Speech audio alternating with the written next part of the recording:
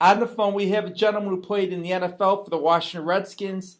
He had a pretty successful college career also at Kansas State. I mean, this guy could do it all with the Redskins in the early 70s. I think the Redskins probably would have had a chance to win a couple more Super Bowls if his initial coach with the Redskins would not have passed away prematurely in Vince Lombardi. On the phone, we have Larry Brown. Larry, how did you end up going to – how you doing today? I'm doing fine. How did you end up going to Kansas State for college? Well, I guess the question would be, the better question would be, how did I ever get to Kansas? Because when I left high school, I had an opportunity to go to Kansas just based on the fact that a previous football player at my high school had gone to Kansas, and I didn't have many opportunities, scholarship opportunities, because we didn't have a winning program. I think I had a scholarship to Kent State. I'm glad I didn't take that. And so I went to Dodge City, Kansas, Dodge City Junior College for 2 years. And I said after the 2 years there, I was going to do my darndest to get out of there and get out of Kansas, but somehow I got dragged back in, and I ended up at Kansas State. Kansas had a pretty good running back in the early 60s, and Gale Sayers here. Did you ever watch him when he played in college? Gale was at KU. Gale was at Kansas University. Yes, I did get to see him. He was a very gifted running back, and I didn't. But he was there. He was out there, I believe, about 3 or 4 years before me. I see that you preferred baseball over football. Did you have any dreams of playing in the major leagues?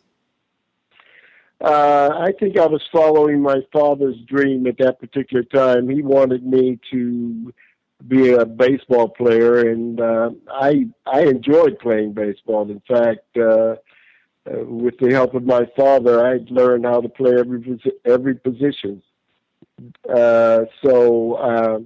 But I really wanted to get to there's a World Series, Little League World Series. That's where I really wanted to go with baseball at a very, very young age. I wanted to get to that World Series game, and I think that's the reason why. I was trying to satisfy my father's desire to be a baseball player. Were you a Pirates fan growing up or Phillies fan? What's that? Were you a Pittsburgh Pirates or Phillies fan growing up? Surprisingly, a Brooklyn Dodgers fan. Why was that? Well, I like the Brooklyn Dodgers. I think maybe also the Brooklyn Dodgers had a lot of African Americans on their team back when that was not very popular. When did you realize you could play in the NFL? I guess at some point during my tryout for the Washington Redskins, I had no desire or interest in playing professional football until my coach at Kansas State, Vince Gibson, told me that he thought I would go in the 5th round, and I was shocked that he thought that would happen. 5th round, came, and nothing happened, so I forgot about it. And in the 8th round, I got a telephone call from the Washington Redskins, someone in the Washington Redskins organization, and they congratulated me for being a member of the Washington Redskins organization at that time. What was it like the first training camp with the Redskins? The training camp was probably one of the most punishing training camps that I've ever endured in my lifetime. But I went in there. I went to training camp expecting the worst because after I think Otto Graham's staff was responsible for drafting me. So when Vince Lombardi was hired after I was drafted, so he inherited me as a potential running back for the Washington Redskins. So when I got there, I knew that things were going to be very, very tough. And initially, he and I didn't see eye to eye on things and didn't agree on a lot of things. So we were, I guess, confrontational. I think he came up to me one day, and this is when I really realized I had made the team. Vince came up to me one day and he said, "Larry, you can call me any name you want to, but don't let me hear you." So I said, "Okay, I've made it now." Was it a hard point for the Redskins during that time? I mean, because they were the last team to basically integrate with Bobby Mitchell about 5 years earlier, and I mean, you had Charlie Taylor there, but again, that owner was not the nicest guy in the world. Well, they didn't have a running back.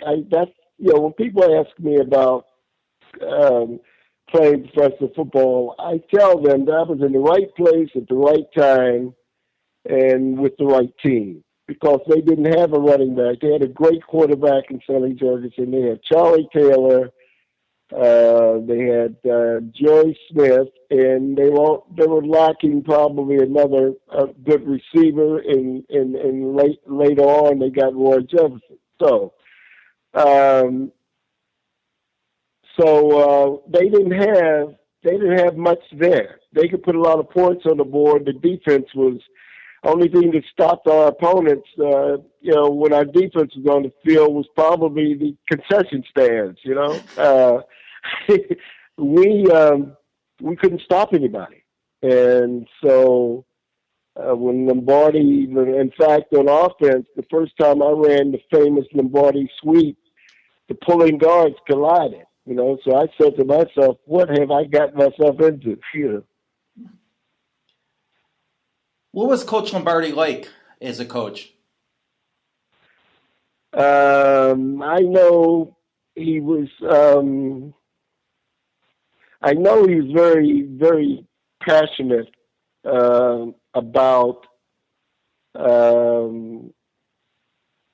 his. He's a no nonsense coach. He didn't like mistakes, and as far as running backs are concerned, he wanted a complete running back. Pretty much what he had at Green Bay. He wanted backs to be a complete back. By that being not only be able to run, but to block and to catch passes also. But he was a tough coach. But every now and then there was a soft touch to him.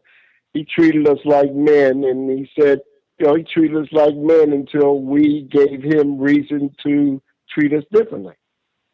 And because he had, he couldn't, he wasn't enthusiastic about babysitting either, and he had a family that he cared for and he wanted to spend time with. So he let us dictate how he would treat us. He was that kind of coach. But a good example of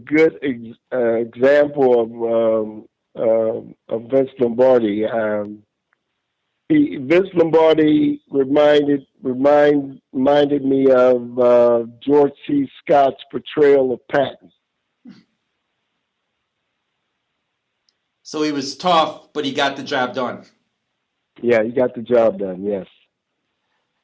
So he's the one who determined that you had a hearing issue in your ear, and that's why he asked the NFL to allow them to put an earpiece in your ear so you could hear the quarterback snap count? Yeah, he asked me one day why I was late moving with the snap of the ball. And I told him that I was having trouble recognizing the different defensive alignments.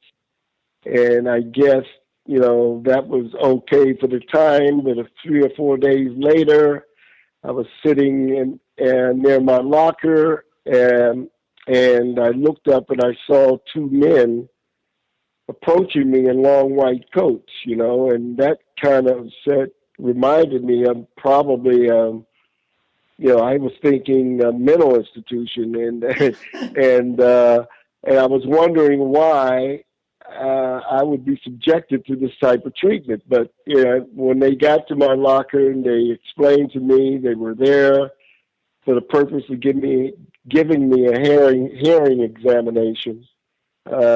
So that's when Vince Lombardi found out I was completely deaf in my right ear, and he got permission from the commissioner to install a hearing aid in my helmet. And the day that they had put this hearing aid in my helmet, he brought it over to me and told me to put it on.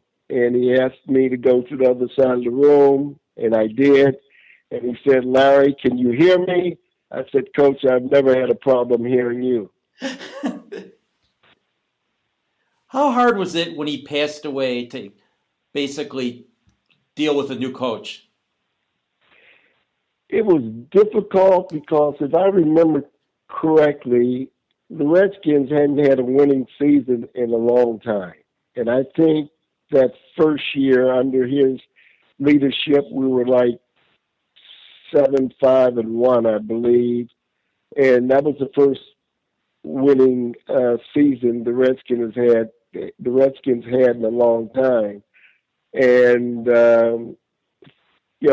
with him passing, I guess, shortly before we would go to training, shortly before we went to training camp next year. That to us, that made things very difficult. It was difficult because we've lost a great leader, a great coach, and it was difficult also because at the time, there wasn't enough time to conduct a thorough search for a new coach. So the owner made the decision that he would go with the interim. He would let the offensive line coach be the interim head coach, and that was Bill Austin. So you had Austin for a year, and all of a sudden George Allen comes in, who's a defensive-minded coach. That had to be a change from going from Lombardi to the interim coach to George Allen. Yes, it was. But one of the things that was very helpful for me is the fact that George Allen did not tamper with he didn't get involved with the offense. He left that strictly up to Ted Marchibroda. Ted Marchibroda ran the offense, and even before George arrived here, the backfield coach under Lombardi, I believe, told George Allen, the best thing you can do with the offense is to leave it alone. And I think he took his advice. He brought in Deacon Jones. Deacon was at the end of his career. What was Deacon like to go against in practice? It wasn't very hard. I mean, Deacon just was one of a kind. I've never met anybody like that before in my life. But Deacon wasn't a problem. At that point in time, I had gained respect for being a person that practiced like he played. During the game, I would run very hard, and I guess over a period of time, people realized that, so they just got out of my way, including Deacon. What was it like when you went to that first Super Bowl? Well, if I had to go again, I would want to do it the week after we won the championship game. I think what hurt us was the fact that it took 2 weeks for us to play the Super Bowl game. So for the first time for a team going to the Super Bowl for the first time, not knowing what to expect, and I think we allowed ourselves to get caught up in all the distractions. And no one in the organization had ever gone to the Super Bowl before, so everybody was, I guess the management was nervous, and I think that kind of infected the team. But I think the distractions made it very, very, very difficult. In fact, also, since we were an older team, we played better. I think we played better in cold weather. And, of course, going across the country to a warmer climate didn't help either. Was that Dolphins team that good, where they say might have been the best ever? I think they were very, very good. They were well coached, and they were well prepared for that particular game. Their MO for that day was to shut me down, and they did a pretty good job of that. And I think Billy Kilmer played that game. I think Sonny was hurt. No disrespect towards Billy, but if Sonny had played, if Sonny was able to play, they would have had to concentrate on Sonny. They wouldn't have been able to concentrate on me alone. They would have had to be respectful of Sonny's ability to throw the ball. And with Kilmer in the game, Kilmer needed to run me in order to open up the passing game. And so I guess, the game plan was right for the Dolphins to just focus on shutting me down. What do you think? Shutting the running game down. What do you think your best achievement was in the NFL? Well, based on a lot of feedback I've gotten from fans, I would probably say the game against the New York Giants, where I gained 191 yards on the ground. You won an MVP. You were at 4 Pro Bowls. How come you're not getting stronger consideration for the Hall of Fame? I don't know. I do not know. I'm baffled by that. I've heard that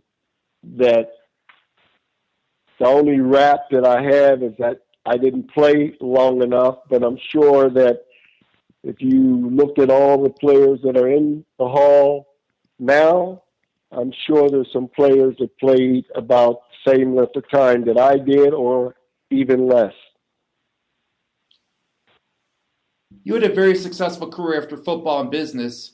When you see this stats out there nowadays where like 80% of the players either divorced or bankrupt within 3 or 4 years of retiring, why is that? I mean, you were able to be successful. Bobby Mitchell was. A lot of the Redskin players were. Roger Staubach was. But why do you think these players have the problem they do? I think some players can't separate themselves from the celebrity status that they held while playing professional football. I've always functioned by thinking that if someone, gives you something, they can take it away. If you earn it, they can't take that away from you. And I think some of these guys are looking for somebody to do something for them based on their celebrity status. And I think many of them should try to find something that they're interested in and get involved in it prior to retirement, so they can make that would make the transition probably more easier. Did the Redskins help you at all transition from being a player to the business world? No, I had an interest in learning about investments in getting involved in stocks. So I became a broker, and I wasted no time from the time that I announced my retirement to showing up for work with E.F. Hutton and Company at that time. So I went into the brokerage business, and I was a personal financial management advisor, and I did that for, I guess that was 1976. Did that until 1981. I went to work for Xerox. They made me an offer I couldn't refuse, and I became the business community relations manager for them and primarily made decisions on where their presence was needed in the community. Then around, I guess, 1993, I left Xerox, did some consulting work, and then got into commercial real estate, and I've been in commercial real estate since. What I found absolutely amazing was the most successful athlete earning-wise of all time. People would think of Michael Jordan, or they would think of Tiger Woods. It's Roger Staubach. Yeah, Staubach did very, very well. And he did very, very well. And I think he sold his company maybe 4 or 5 years ago. And he's done very well. So when Larry Brown talked, people listened, just like E.F. Hutton?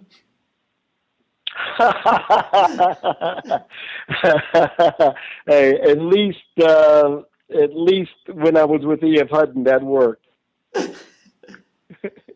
So what is it like to be a former Redskin? Does the Redskins take care of their former players? Because I hear the Raiders, if once a Raider, always a Raider, the Packers, Cowboys, those guys love that team. Is it like that with the Redskins? Yeah, the Redskins, I think one of the things that the owner initiated many years ago was an event to recognize the Washington Reds, the former players who have made a substantial contribution to the organization, and that was sort of like a one-time event.